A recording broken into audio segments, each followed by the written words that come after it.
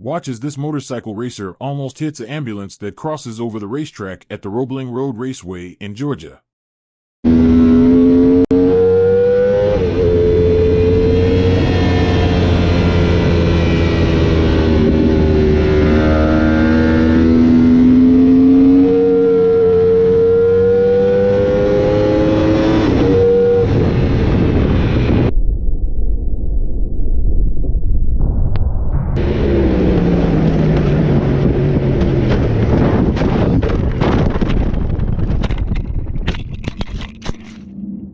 Fortunately, the rider in the video only sustained minor injuries, but his Yamaha R1 was badly damaged.